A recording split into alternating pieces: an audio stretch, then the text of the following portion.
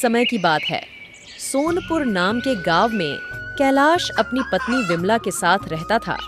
उसका बेटा राज शहर में ही रहकर नौकरी करता था। राज जिस ऑफिस में काम करता था, उसी ऑफिस में टीना नाम की एक लड़की भी काम करती थी। राज उसे बहुत पसंद करता था। एक दिन राज ने उसके सामने विवाह का प्रस्ताव रखा। वो टीना, विल यू मैरी मी? मैं तुमसे बहुत प्यार करता हूँ। यस, ऑफ कोर्स, मैं भी तुम्हें लाइक करती हूँ। फिर दोनों ने कुछ ही महीनों में शादी कर लिया। जब गर्मी की छुट्टी हुई तो राज टीना के साथ अपने गांव पहुंचा। टीना को देख सभी सोच रहे थे कि ये लड़की कौन है। तभी गांव के एक व्यक्ति ने बोला, अरे बेटा राज, ये लड़की कौन है? वो काका, ये मेरी पत्नी है टीना। क्या बात कर रहे हो बेटवा, तुमने शादी कर ली? फिर लोगों ने टीना के बारे में पूछा तो पता चला कि टीना का कास्ट दूसरा है। जब राज टीना को लेकर घर जाता है तब उसकी माँ राज से पूछती है, बेटा, ये लड़की कौन है? माँ, वो मैं तुम्हें बताने ही वाला था। माँ ने गंभीर आवाज में पूछा। अरे, क्या बताने वाला था? तभी राज ने घबराते हुए कहा, माँ, ये तुम्हारी बहू टीना है। हमने शादी कर ली है। तभी कैलाश ने राज से पूछा, अरे बेटा, तूने शादी कर लिया और हमसे बताना भी जरूरी नहीं समझा? अच्छा बेटा, एक बात तो बताओ, ये लड़की हमारे ही कास्ट की तो है ना? नहीं माँ, वो हमारे कास्ट की नहीं है। इतना सुनते ही विमला चिल्लाकर बोली, अरे, मैंने क्या तुझे इसीलिए शहर भेजा था? प्लीज मॉम, आप इन्हें कुछ मत कहिए, मैं खुद यहाँ से चली जाती हूँ। अरे जा जा, तेरे जैसे तो 1000 आएंगी। माँ, अगर टीना यहाँ से गई तो मैं भी यहाँ नहीं रुक सकता। फिर जैसे तैसे विमला मान जाती है, पर मन ही मन वो टीना से जलती है। अब रोजाना राज अपने पिता कैलाश के साथ खेतों में चला जाता।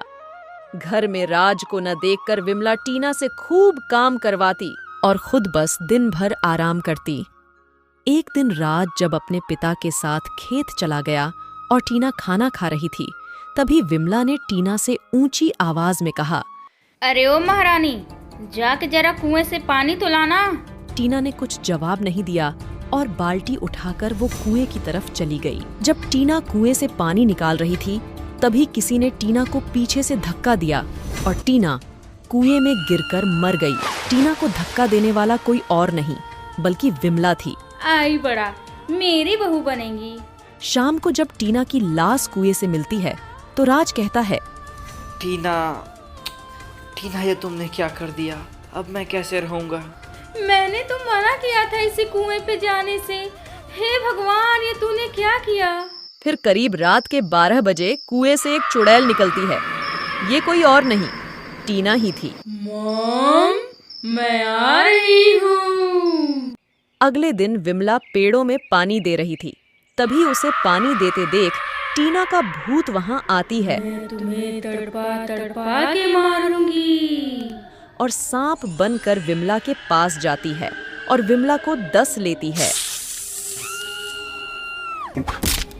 फिर जैसे तैसे विमला की जान बच जाती है।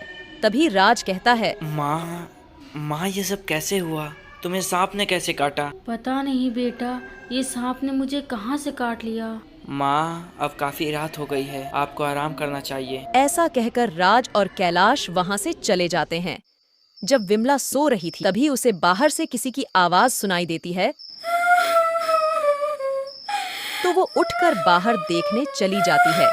आवाज का पीछा करते करते वो उसी कुएं के पास पहुंच जाती है जहां उसने टीना को धक्का देके मारा था। अरे, ये तो यही कुआं है जहां मैंने टीना को धक्का देके मारा था, पर मैं यहाँ कैसे आ गई?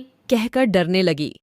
तभी उसके सामने टीना का भूत आ जाती है और कहती है, मॉम, मैं तुम्हें नहीं छोड़ूंगी। अरे बहू, तू तो मेरी अच्छी बहू है ना? बहू, तू मुझे माफ कर दे। टीना के भूत ने कहा, नहीं, मैं तुम्हें नहीं माफ करूंगी। और उसने विमला को कुएं में फेंक कर मार डाला और गायब हो गई।